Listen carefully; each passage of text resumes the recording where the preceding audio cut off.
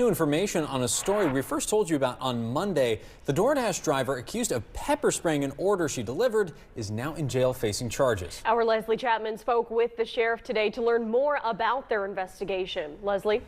Well, Jamie, Rob, we now know that driver was arrested earlier this morning by the McCracken County Sheriff's Office. Authorities identified her as Courtney Stevenson of Keville, Kentucky, near Paducah. Mark Cardin sent us this video earlier this week. As we've previously reported, Cardin and his wife decided to order DoorDash on December 7th when they eventually realized something was wrong with their food.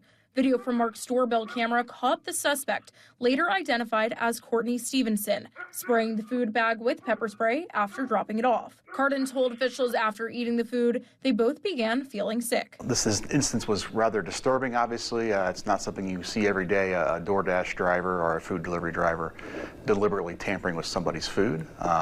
Obviously, the word got out pretty quick with the victims posting the video online, and it gained a lot of attention, even regionally and nationally. Police spoke to Stevenson and say she claimed she was spraying a spider and explained that she is terrified of them.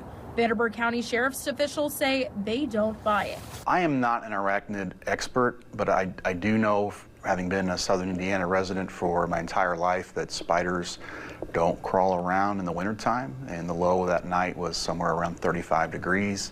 Any spider would be warm inside its shelter and would not be crawling around on somebody's doorstep. DoorDash officials say they've revoked Stevenson's access to their platform. That's according to an updated statement sent to NBC News.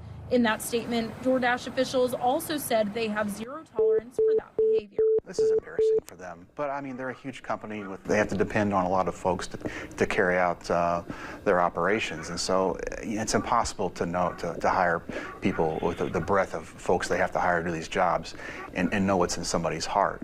But the companies seem to take immediate action to get in front of it, and so yeah, I would consider them cooperative and certainly wouldn't discourage anyone from using their services in any way.